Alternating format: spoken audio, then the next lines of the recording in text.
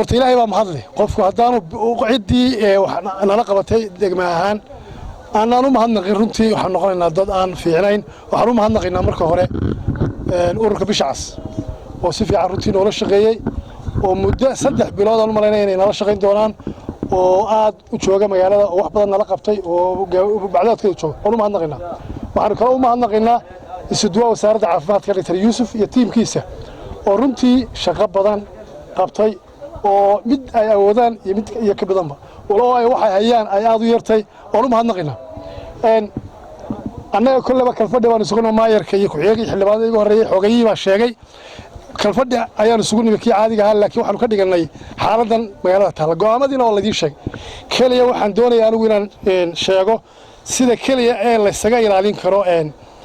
shoobiyoodka waa in xilliyada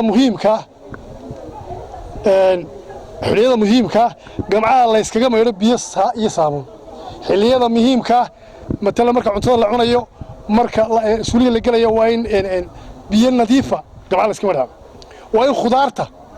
khudaarta kale aynu cunayno waa in la maydhaa biyo nadiifa la iskaga maydhaa cuntada aynu karsanayno waa in si fiican loo kariyaa cuntadaas waa in dabka si fiican u kartaa si fiican loo kariyaa in cunto qabow la cuno saxarada oo kale waa in مثلا لسه جاتشيا وحياة يكون يمكن سويان وين نبيع نستعمل مارتين نقدم بيئة نظيفة تصوتها أنا وكل مسؤولية دي ما ندون إن الله دورتي دقيمة إن أرمها نسوا صارنا وقتي أنا أرجعني إن دتك وإن نجسوا جايين إن عدنا نجوا على ما إنه عنان تنجوا على بالنا بعد مدينا على لنا